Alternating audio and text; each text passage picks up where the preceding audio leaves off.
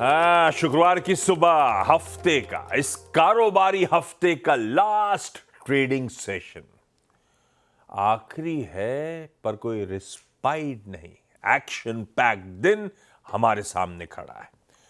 वैसे इस देश की कुछ प्रोमिनेंट कंपनीज के तिमाही नतीजों पर खुलते ही हमको रिएक्ट करना है। Reliance industries, Infosys, axis bank जोड़ दी, जिसमें हैवेल्स, LTIM, सबके नंबर्स पर रिएक्शन का इंतजार है।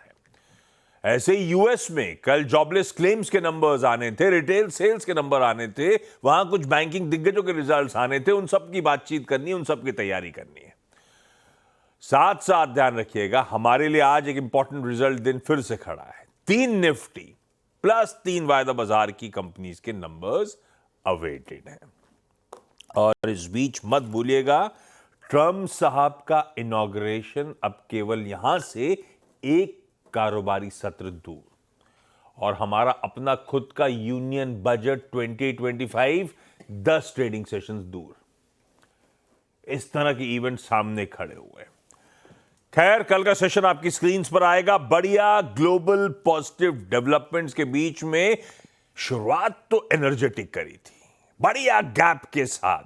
शुरुआती ट्रेड में 180 अंक मजबूत थे, 23,391 के लेवल्स छुए, पर हां एलिवेटेड लेवल्स पर फिर सस्टेन नहीं कर पाए। खैर, पॉजिटिव नोट पे क्लोज हुआ है। 23,300 के जोन हमने कल के ट्रेडिंग सेशन में सिक्योर करे, और कल ये जो विनिंग स्ट्रीक है एक्सटेंड हुई। कल थर्ड कॉन्जिक्यूटिव ट्रेडिंग सेशन था जब भारतीय बाजार मजबूती में, या कह लीजिए हरे में बंद होते हुए नजर आया। पर सेंटिमेंट्स ऐसे हैं कि अभी भी अनसर्टनिटी लिंगर कर रही है। फ्राइडे के लिए गिफ्ट निफ्टी कह रहा है 1/4% दबाव, 60-65 अंक कमजोरी के साथ शायद हम आज के सेशन की शुरुआत करें। ऐसे में हॉर्माज से ग्लोबल मूड की मैपिंग करा लेंगे और वीरू से जान लेंगे फ्राइडे के दिन कैसे निफ्टी बैंक में करना है अपने को स्ट्रैटेजाइज। हॉर्माज के पास जाऊं उससे पहले जरा दिखाइए अपने एशियन पियर्स का क्या हालचाल है। सब मिला जुला काम काज है। ये देखिए, थोड़ा सा जैसा गिफ्ट निफ्टी दिखा रहा है वैसे ही एशिया है, मिला जुला एकदम ट्रेड सेटअप। और जो यूएस से ओवर द नाइट क्यूज आए, वहां पे भी लाल में ही थे, वहां पे भी फ्लैट से कह लीजिए ऑलमोस्ट 1% का तीनों बेंचमार्क्स में दबाव था। पिछले 3 दिन से चल रहा था डाउ, तो कल ठंडा पड़ गया मामला, और आज सुबह की फ्यूचर्स एकदम फ्लैट ट्रेड करते हुए। ऐसे में वो सारे इंपॉर्टेंट जो डेटा पॉइंट्स आने थे, क्या निकल के आया और ओवरऑल हैंडओवर लग कैसा रहा है, पहले हॉर्माज से बातचीत। हॉर्माज, गुड मॉर्निंग, कैसा है फ्राइडे का मूड? गुड मॉर्निंग आशीष। और मूड अब थोड़ा सा स्थिर हो चुका है कि इतनी अब 3 दिन की हमने जो रैली देखी है, अब थोड़ा सा पॉज है क्योंकि ट्रम्प साहब का इनॉग्रेशन होना है अगले हफ्ते, तो अब उस पर ज़्यादा नज़र होगी, स्टॉक स्पेसिफिक एक्शन ज़्यादा होगा। तो बेंचमार्क्स ने, तीनों इंडस्ट्रीज ने कल थोड़ा सा पॉज लिया, जिसे आप कह सकते हैं। डाउ और S&P 500 दोनों लाल निशान में बंद हुए। नैस्डैक में कल थोड़ा सा दबाव देखने मिला क्योंकि एप्पल के शेयरों में कल गिरावट देखने मिली। वो इसलिए भी क्योंकि कुछ रिपोर्ट्स निकल कर आई है कि एप्पल में चाइना की जो आईफोन्स बिक्री है वो लगातार गिरती जा रही है, और उस वजह से एप्पल कल 4% नीचे था। और एप्पल के साथ साथ सारे जो बिग टेक के शेयर थे, भले वो टेस्ला, एनवीडिया, अल्फाबेट, सभी कल 2 से 4% की गिरावट के साथ ही बंद हुए। और सेंटिमेंट थोड़ा सा आप कह सकते हैं कि रनअप के बाद थोड़ा सा पॉज मोड में ही था। तो बैंकों के नतीजे अच्छे थे, मगर उसमें भी कोई ज़्यादा फ़ायदा हुआ नहीं। मॉर्गन स्टैनली के नतीजे अच्छे थे, मुनाफा दुगना हुआ है, तो उस वजह से शेयरों में कल 4% की तेज़ी थी। बैंक ऑफ अमेरिका के नतीजे भी अच्छे थे, मगर स्टॉक जो है वो 1% नीचे बंद हुआ, तो इससे कोई ज़्यादा राहत देखने नहीं मिली। अनलाइक बुधवार के सेशन में जब बड़े बैंकों के नतीजे आए थे, उनमें काफ़ी ज़्यादा हमें एक्शन देखने मिला था। यील्ड जो है वो अब दोबारा गिरती जा रही है, 4.8 से अब घटकर 4.6 हो चुकी है 10 साल की यील्ड। डॉलर अब 109 के नीचे आ गया है, तो ये एक अच्छी खबर निकल कर आई है। कल 110 के पार जो निकल गया था। और तेल की कीमतों में भी कल थोड़ी सी गिरावट आई, और इसके बावजूद कि यूएस इन्वेंट्रीज जो है वो अप्रैल 2022 के बाद के सबसे ऊंचे स्तरों पर है, उसके बाद भी, और सबसे निचले स्तरों पर है, माफ़ कीजिएगा, तो उसके बावजूद तेल की कीमतों में कल गिरावट देखने मिली। और बयान काफ़ी सारे आने थे कल। फेड के जो गवर्नर है क्रिस्टोफर वॉलर, उन्होंने ये कहा है कि 2025 के पहले हाफ में कटौती ब्याज दरों में संभव है, बशर्ते महंगाई की दरें गिरती रहे तो ब्याज दरें कट सकती है। तो इस वजह से जो प्रोबेबिलिटी है ब्याज दरों में कटने की उसमें कल थोड़ी सी बढ़ोतरी देखने मिली है। जो मार्च की प्रोबेबिलिटी है वो अब बढ़कर 32% हो चुकी है और मई की जो प्रोबेबिलिटी है वो 45% तक बढ़ चुकी है 25 बेसिस पॉइंट्स के रेट कट की। तो कल एक सर्वे किया गया American association of individual investors का, और उनसे ये पूछा जाता है हर हफ्ते कि आपको क्या लगता है अगले 6 महीने में बाजार कहाँ जाएगा। तो जो क्रिसमस के हफ्ते में जो 38% लोग ये कह रहे थे कि बाजार ऊपर जाएगा, अब वो संख्या घटकर सिर्फ 25% रह गई है इस हफ्ते के अंत तक। तो ये एक सर्वे के फाइंडिंग्स थे। जॉबलेस क्लेम्स जो थे वो अनुमान से थोड़े कमज़ोर थे, मगर वो हर हफ्ते फ्लक्चुएट होते हैं। जो 4 वीक मूविंग एवरेज है वो अप्रैल के बाद के सबसे निचले स्तर पर थी, तो वो एक अच्छा संकेत है। रिटेल सेल्स जो है वो अनुमान से भी थोड़े से कमज़ोर थे, 0.6 के अनुमान थे, 0.4 पर आए हैं आंकड़े, मगर 2024 के पूरे साल में 3.8% का आंकड़ा आया है। जो स्लो डाउन की, जो रिसेशन की बात चल रही थी उसके बावजूद ये आंकड़ा निकल कर आया है। अब बोफा का ये कहना है कि जिस तरह के वैल्यूएशन अब हो गए हैं अमेरिकी बाजारों के, 2 साल लगातार 20% से ज़्यादा रिटर्न्स मिले हैं, तो उसे तीसरे साल रिप्लिकेट करना बाजार के लिए बहुत मुश्किल होगा, और अगर ऐसा हुआ तो वो एक पॉजिटिव मार्केट सरप्राइज होगी, ये बोफा का कहना है। ब्लैक रॉक ने ये कहा है कि अगर इस बार के नतीजे अगर बेहतर भी रहे, ज़्यादा मजबूत भी रहे, तो भी एक सस्टेन्ड रैली होने के आसार थोड़े से कम है। और चिंता इस बात की नहीं है कि जो अच्छे नतीजे होंगे उन्हें किस तरह से रिवॉर्ड किया जाएगा, मगर जो कमज़ोर नतीजे होंगे उनकी किस तरह से पिटाई होगी, इस बात की चिंता ज़्यादा है, ये ब्लैक रॉक का कहना है। आज चीन में जीडीपी के आंकड़े आने हैं, अब किसी भी वक्त वो सारे आंकड़े आएंगे, इंडस्ट्रियल प्रोडक्शन के, रिटेल सेल्स के, वो सारे आंकड़े आएंगे। यूएस में आज इंडस्ट्रियल प्रोडक्शन के आंकड़े आएंगे, यूरोजोन का सीपीआई डेटा आएगा, मगर अब बाजार जो है वो पॉज मोड में चला गया है। आज भी ताज्जुब नहीं होगा कि पॉज मोड में ही रहे, क्योंकि सारी निगाहें, सारी नज़रें अब 20 जनवरी पर आ चुकी है, ट्रम्प साहब के इनॉग्रेशन पर। दूर नहीं है साहब, पता नहीं क्या क्या डिस्काउंट कर रखा है। इनॉग्रेशन के बाद हो सकता है पूरे एसेट क्लासेस कूल ऑफ हो रहे हो, क्या फिर पता नहीं किस तरह के एग्जीक्यूटिव ऑर्डर्स पहले दिन साइन, आदत है उनकी, पहले दिन आते से ही, पिछले बार भी जब आए थे तो बतेरों एग्जीक्यूटिव ऑर्डर्स साइन करे थे।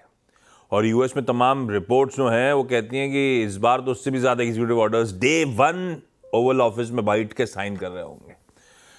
देखते हैं भैया क्या होने वाला है। पर यह है ग्लोबल मूड। पिछले कुछ दिनों की तेजी के बाद आज थोड़ा सा कंसोलिडेशन का दिन ऐसा कहते हैं, और गिफ्ट निफ्टी दिखा भी रहा है। चलिए वीरू के पास चलते हैं। एक बार जरा बार्स दिखाइएगा निफ्टी वाले जो पिछले कुछ दिनों के आपने दिखाए थे, और निफ्टी इंटरडे भी स्क्रीन पे रखिएगा। हाँ, ये बात है कि पिछले 3 दिनों से गेन्स बड़े मॉडेस्ट से हैं, पर ऐसा लगता है स्क्रीन को देख के कि बेस फॉर्मेशन हो रहा होगा। तो इन सब को देखते हुए रणनीति क्या हो वीरू? है तो कॉशियसली ऑप्टिमिस्टिक अंडरटोन, सतर्कतापूर्ण आशावादी अंडरटोन नजर आती है। अंडरटोन का भी हिंदी बता। अंडरटोन का हिंदी कुछ है क्या? ये मुश्किल हो जाएगा, अभी नहीं, बाद में सोचेंगे। लेकिन आज इन्फोसिस के नंबर्स आए ना, तो इसीलिए याद आया। क्या करना चाहिए ऐसे अंडरटोन के बीच में? अंडरटोन क्या, वो नीचे की आवाज अभी ढूंढ रहे अब वो भी ढूंढ डालेंगे। जब कॉशियसली ऑप्टिमिस्टिक ढूंढ दिया तो अंडरटोन किस खेत की मूली है? नहीं, मतलब जब कुछ समझ में ना आए ना, लेकिन दूसरे वाले को आपको टोस्ट पे भी रखना है, उसको बेचारे का मूड भी खराब नहीं होना है, तो करना है तो यही बोल दीजिए, मैं सतर्कतापूर्ण आशावादी हूँ, कॉशियसली ऑप्टिमिस्टिक, है ना। मैं आता हूँ आज की रणनीति पर। देखिए आशीष, कल हमारा वही क्लस्टर था कि जब तक 23,410 438 नहीं कटेगा कोई ज़रूरत नहीं बाय करने की, अगर आप एक डे ट्रेडर हैं तो। और वहीं ओपन क्लस्टरिंग में निकला और फिर कोलैप्स हो गया, बट कोलैप्स इतना गंभीर नहीं था। और गंभीर नहीं था इसलिए एक कारण है कि क्योंकि कल एक्सपायरी थी, और कल 10 बजे के आसपास 23,300 की जो पुट थी ना, वो बहुत स्ट्रांग ओआई कमांड कर रहे थे, and same is the case with call. और इसीलिए मैं 12 बजे के कार्यक्रम में भी यही कह रहा था कि ये दिन जो है वो ऑप्शन राइटर्स को बिलोंग करता है, क्योंकि 23,300 पे 23,300 के पुट कॉल पे दोनों पे स्ट्रांग ओआई था। टेस्ट आज होगा हमारा, और एक बात याद रखिएगा, आज वीकली चार्ट्स को फॉर्म होना है, और अगेन लेवल वही रहेगा 23,468, वो 38 10 डेमा एंड 50 वीक एक्सपोनेंशियल, उसको मैं समझाऊंगा। लेकिन पहले देखिए आज बहुत सारे रिजल्ट रिएक्शन है, रिलायंस हो गया, इन्फोसिस हो गया, एक्सिस बैंक हो गया, हमें थोड़ा सा स्पेस देना पड़ेगा, इनिशियली ट्रेड मत कीजिएगा। अब आते हैं सेटअप पर। देखिए एफआईएस की सेलिंग है बदस्तूर, और ये कहना कि वो अभी बाजार से थोड़ा सा, अगर आप देखें इसको एक ओवरबॉट सेल ट्रजेक्टरी मान रहे हैं ना, उनके स्टैट्स में क्लियरली विजिबल है ह्यूज सप्लाई। कल कैश में लगभग 4342 करोड़ रुपए की सेलिंग करी, डीआईएस ने करीब 29 करोड़ की बाइंग करी, एफआईएस ने 880 करोड़ का इंडेक्स फिर बेचा। यानी even the shortest moving average, आप 10 डिमा के नजदीक गए, फिर शॉर्ट ओपन करी इंडेक्स में, और 581 कॉन्ट्रैक्ट लॉन्ग काट लिए, शॉर्ट करे 67,000 कॉन्ट्रैक्ट, 6700 कॉन्ट्रैक्ट। स्टॉक फ्यूचर्स में भी इक्वाली थी, और एफआईएस का नेट शॉर्ट का जो फिगर है वो आशीष, वो 2,90,000 कॉन्ट्रैक्ट परसिस्ट करता है अभी भी शॉर्ट साइड पे। तो अभी भी कोई शॉर्ट कवरिंग की उनकी तरफ से इंस्टेंसेस नहीं है, और वो फर्दर शॉर्ट भी कर रहे हैं। आइए जरा एक बार फिर देखते हैं कि ऑप्शंस की प्लेसमेंट कैसी है। एक बार फिर से मैं कहूंगा कि 23,300, 400, 500 पे यहाँ पे कॉल राइटर बड़े कन्विक्शन के साथ बैठे हैं। एक तो कन्विक्शन उसे कल मिल गया, 23,300 की कॉल उसने बेची, 23,400 पे पहले ही था, और 23,500 पे तो है ही। अब याद रखिएगा पुट्स में हम एक एजम्पशन, एक यहाँ पर ये विचार लेके चल रहे हैं कि 23,000 और 23,100 और 23,200 के स्ट्रॉन्ग पुट राइटर्स हैं, और वो कमिटेड रहेंगे, और कल भी यहाँ पे ठीक ठाक राइटिंग है, और एक ओवरसोल्ड ट्रजेक्टरी भी है। लेके आइए जरा प्लीज पिरामिड्स, क्लियरली आपको नजर आएगा कि फ्रेश कमेंस्ड वीकली कॉन्ट्रैक्ट में 23,200, 23,100, 23,000 पे पुट राइटर्स बैठे हैं, 23,000 पे मंथली पुट राइटर भी बैठा है। और ये भी बड़ी बात है कि 23,300 से लेकर 23,500 पूरा जोन जो है वो डोमिनेटेड बाय कॉल राइटर्स है। तो अब आते हैं लेवल्स पे। पहले लिखा आइए RS1। देखिए RS1 अभी बहुत टफ है। It's 10-day exponential moving average and as well as 50 week exponential moving average. तो जब तक 23,388 और 438 की ट्रजेक्टरी नहीं निकल रही है, ऊपरी लेवल पर बाय करने का मतलब ही नहीं है। जब तक 438 के ऊपर ना टिके तब तक बाय ट्रेड का मतलब ही नहीं है। ये बहुत बड़ा एवरेज है आशीष। हाँ, ये इसके ऊपर हम सस्टेन कर गए स्पॉट, चाहे वो आज हो, कल हो, परसों हो, अगले हफ्ते हो, तब 490, 521, 587 और 632। 632 क्या है? That's following 20-day exponential moving average. लेकिन इसके नीचे क्या, जब ये गैप डाउन होगा, कैलकुलेटेड रिस्क लेना है। मैं कह रहा हूं थोड़ा सा पहले बेस बनने दीजिएगा, ये नहीं कि घुलती खरीद लेना। देखिए इन्फोसिस, रिलायंस, एक्सिस कर क्या रहे हैं, उसके बाद अगर बेस वन होल्ड कर रहा है, टाइम स्पेंड करे यहां पे, तब एक छोटा सा आधी क्वांटिटी का बाय ट्रेड लेंगे, क्योंकि यहां पे पुट राइटर्स हैं। और याद रखिएगा अभी मैं शॉर्टिंग की वकालत नहीं करूंगा लोअर ट्रजेक्टरीज पे। बेस टू 23,082, 137 ये भी बाय ट्रेड काम करेगा। Take a calculated risk at base one, base two. But याद रखिएगा सारे चीजों के पीछे असम्पशन यही है कि हम 23,000 की जोन अभी वायलेट करने नहीं जा रहे हैं। तो इसीलिए इस जोन में बेस वन टू पे एक बाय ट्रेड को लेंगे, calculated risk with half volumes, और ये बाय जोन होगा। और ऊपर की तरफ RS1 अभी भी मेरा एग्जिट जोन होगा, और वहां पे ट्रेड को बुक कीजिए और एक शॉर्टिंग की अपॉर्चुनिटी भी देखिए RS1 के आसपास। अब आते हैं निफ्टी बैंक पे। निफ्टी बैंक ने कल PSUs की शॉर्ट कवरिंग के सहारे एक अटेम्प्ट लिया 10-day एक्सपोनेंशियल मूविंग एवरेज को छूने का। क्या बात हुई थी हमारी कल सुबह सुबह? 49,210 के ऊपर कटेगा तो लगभग 49,450 छू के आएगा, और वो हुआ भी। बट अभी अगर आप ऑप्शंस के प्लेसमेंट को देखें, देखिए 49,500 पे और 50,000 पे कॉल बिकी हुई है, and same is the case with put writers. 49,000 पे पुट भी बिकी हुई है। अब हमें एक्सिस बैंक के नंबर्स को थोड़ा सा स्पेस दे रहा है। ले आइए लेवल्स, यहां पे लेके आइएगा पहले बेस वन। हमको निफ्टी बैंक पे अगर कैलकुलेटेड रिस्क लेना है बाय का, तो आशीष वो होगा क्लोजर टू बेस वन की ट्रजेक्टरी के आसपास। यहां हम ले सकते हैं। देखिए थोड़ा बहुत तो रिस्क लेना पड़ेगा आपको डिटेक्टर के तौर पे, और बेस वन पे जब भी ट्रेड आप पिक करें उसको चेक करिए RS1 के आसपास। RS1 टफ है, RS1 टेंडेमा है, RS1 कॉलाइटर्स का जोन है, यहां पे बुक कीजिए। हाँ, निफ्टी बैंक जब 561 के ऊपर टिके, देन ये प्रिपेयर करेगा अपने आप को फॉर स्विंग टुवर्ड्स 751, 934। एक बात और, अगर बैंक निफ्टी बेस वन तोड़ गया तो आपका निफ्टी का भी और निफ्टी बैंक का भी बेस खराब हो जाएगा। सो निफ्टी बैंक के बेस वन को लेकर थोड़ा सा कॉशियस रहिएगा, ये बाजार के स्ट्रक्चर को भी कोलैप्स कर सकता है। तो थोड़ा सा अलर्ट रहिए निफ्टी बैंक के बेस वन पे। आशीष बिल्कुल ठीक, रखिए ये लेवल्स रडार पे क्विकली। अब आज के इंपॉर्टेंट स्टॉक्स न्यूज, आज तगड़े स्टॉक स्पेसिफिक एक्शन का दिन है। सबसे इंपॉर्टेंट रिलायंस इंडस्ट्रीज, कल बाजार बंद होने के बाद शाम को तिमाही नतीजे आए। हेडलाइन में मेंशन है नंबर्स के बारे में, लेकिन डिटेल्ड कवरेज के लिए पहले चलें यतिन के पास। यतिन, हाय, गुड मॉर्निंग। कैसे लगे रिलायंस के नंबर्स?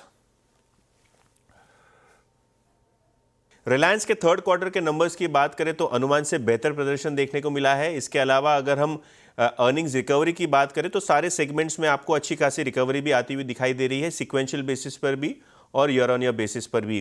कंसोलिडेटेड नंबर्स पे नज़र कर लेते हैं और अगर हम एबिटा की बात करें तो जो एबिटा नंबर आया है वो आया है लगभग 43,800 करोड़ के आसपास और एक्सपेक्टेशन बाजार का लगभग 42,000 करोड़ रुपए के आसपास था। तो अच्छा खासा बीट आपको एब्सोल्यूट एबिटा पे दिखाई दे रहा है। और उसी तर्ज पे नेट प्रॉफिट की बात करें तो वो आया है 18,540 करोड़ के आसपास, बेटर देन एक्सपेक्टेशन, जो लगभग 17,500 17,800 करोड़ रुपए के आसपास आपको दिखाई पड़ रहे हैं। सेगमेंटल परफॉर्मेंस की बात करें तो रिटेल बिजनेस में आपको अच्छा खासा ग्रोथ दिखाई पड़ा है।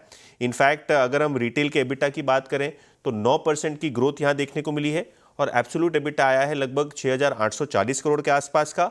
और सबसे अच्छी बात ये रही है कि इस एनवायरनमेंट में भी कंपनी ने लगभग सिक्वेंशियल बेसिस पे 150 नए स्टोर्स खोलते हुए देखे हैं आपने। और लगभग ज़्यादा करके जो इनका व्यापार हो रहा है रिटेल बिजनेस में, एक बड़ा पोर्शन अभी डिजिटल साइट से और ई कॉमर्स सेगमेंट से भी आपको होता हुआ नजर पड़ रहा है। जियो के प्रदर्शन की बात करें, जो डिजिटल सर्विसेज बिजनेस है रिलायंस इंडस्ट्रीज का, यहाँ आपको 10% का एबिटा ग्रोथ आता हुआ नजर पड़ा है। और अगर हम टेलीकॉम आरपू की बात करें तो जो पिछले क्वार्टर लगभग 195 रुपीज़ का आरपू था वो बढ़ के अभी 203 रुपये 30 पैसे के आसपास आया है। तो अगर हम टैरिफ हाइक की बात करें तो कहीं ना कहीं जियो को इस क्वार्टर में टैरिफ हाइक का बेनिफिट आता हुआ आपने देखा है काफ़ी अच्छे लेवल पे। रिलायंस इंडस्ट्रीज रडार पे रखिए। जीडीआर में कल ऑलमोस्ट 2% का उछाल था, पर स्ट्रीट को शायद आइडिया था, जाते जाते बड़ी तेजी के साथ स्टॉक बंद भी हुआ, तो होपफुल थी स्ट्रीट के अच्छे नंबर्स आएंगे। ब्रोकरेज रिपोर्ट्स आपकी स्क्रीन पर है, क्या कह रही है बताता हूं। EBITDA profit ahead of estimates है, बेटर अपस्ट्रीम और रिटेल का परफॉर्मेंस है, company back on growth path, further traction retail में एक्सपेक्ट करिए, टैरिफ हाइक्स आगे आएंगी और एक पॉसिबिलिटी है लाइकली जियो की लिस्टिंग की, जो बनेंगे बड़े ट्रिगर्स कंपनी के लिए। अलग अलग ब्रोकरेजेस का जो स्क्रीन पर आई थी उनका निचोड़। दूसरा इंपॉर्टेंट नंबर जिस पर रिएक्शन की तैयारी कर रहे हैं अपन वो है इन्फोसिस। कोई कंप्लेंट नहीं है इन्फोसिस के नंबर्स से, आधे से 3/4% कल मैं मेंशन कर रहा था इन्फोसिस का कांस्टेंट करेंसी ग्रोथ आना चाहिए, 1.25% कांस्टेंट करेंसी ग्रोथ दिया है। सारे स्ट्रीट एक्सपेक्टेशन से कहीं बेहतर। मार्जिन्स में 20 बेसिस पॉइंट्स का उछाल है, $2.5 बिलियन की लार्ज डील का टोटल कॉन्ट्रैक्ट वैल्यू है और एज एक्सपेक्टेड गाइडेंस बढ़ाया। और जो सबसे बेहतर आंकड़ा था, अपन ने बताया था कि या तो इतना हो सकता है या तो इतना या तो इतना, जो सबसे बेहतर आंकड़ा था 4.5 से 5% का, वही इन्फोसिस ने गाइडेंस बढ़ा के रख दिए पूरे साल के लिए। तो जो कुछ स्ट्रीट फैक्टरिंग कर रहा था सब तरफ से डिलीवर करा है। सीईओ साहब की कमेंट्री अच्छी लग रही है कि जिस तरह की डील पाइपलाइन इंप्रूव हो रही है, ग्रेटर कॉन्फिडेंस है आगे को लेकर हमारे लिए। पर हां, इन्फोसिस का एडीआर 6% गिरा है कल।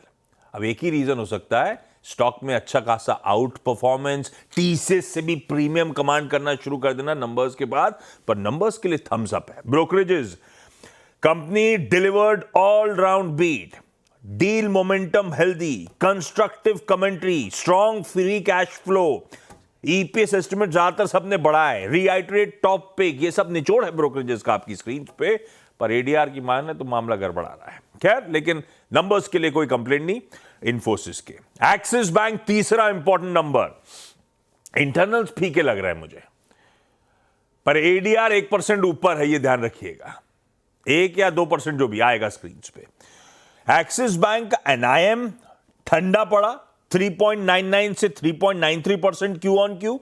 डिपॉजिट ग्रोथ साल दर साल 9%, Q on Q 1%। Advances growth साल दर साल 9%, क्यू ऑन क्यू तकरीबन 1%। ग्रॉस स्लिपेजेस बढ़ गए, नेट क्रेडिट कॉस्ट बढ़ गई, आरओई स्क्वीज हो गए। पिछले साल Q3 में 18% प्लस वाले 15% के आसपास है। तो इंटरनल्स गड़बड़ है एक्सिस बैंक, ऐसा मैं मान रहा हूं, लेकिन एडीआर की चाल मजबूत है, 1-2% ऊपर ही चला है। तो ये है वो नंबर्स इंपॉर्टेंट। अच्छा नहीं, दो इंपॉर्टेंट और नंबर्स हैं, कंचन से जानते हैं। हैवेल्स और एलटीआई माइंडट्री वायदा के दोनों नंबर्स भी बाजार बंद होने के बाद आए थे। कंचन कैसे लगे?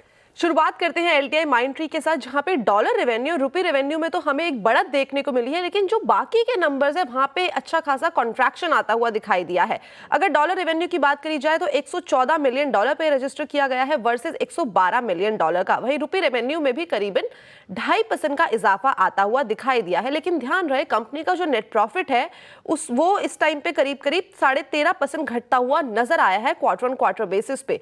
इनफैक्ट ऑपरेशनल नंबर में भी एक कटौती आई है, एबिट 8.5% गिरा है।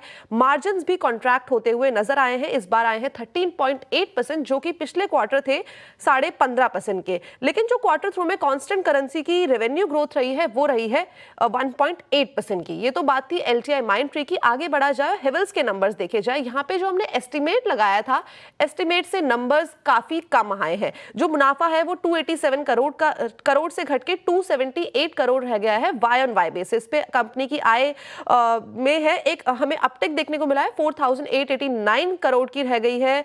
एबिटा 432 करोड़ से घट के 426 करोड़ हो गया है। वहीं मार्जिन में भी एक अच्छा खासा कॉन्ट्रैक्शन देखने को मिला है, 9.8% थे पिछले साल, इस बार हो गए हैं 8.7%। लेकिन कंपनी ने डिविडेंड का ऐलान किया है 4 रुपए प्रति शेयर। हैवेल्स कमजोर, एलटीआई माइंडट्री ठीक है, एक्सपेक्टेशन से बेहतर है, पर कमेंट्री बड़ी इंपॉर्टेंट होगी क्योंकि आपके मार्जिन पहुंच गए 13-13.5% पर, रिकॉर्ड लोज पे। तो ऐसे में मार्जिन एक्सपेंशन को लेकर मैनेजमेंट की कमेंट्री, आउटलुक को लेकर मैनेजमेंट की कमेंट्री बड़ी इंपॉर्टेंट हो जाएगी। ब्रेक ले रहा हूं, ब्रेक के उस पर आज का इवेंट्स कैलेंडर और साथ साथ कमोडिटी स्ट्रैटेजी।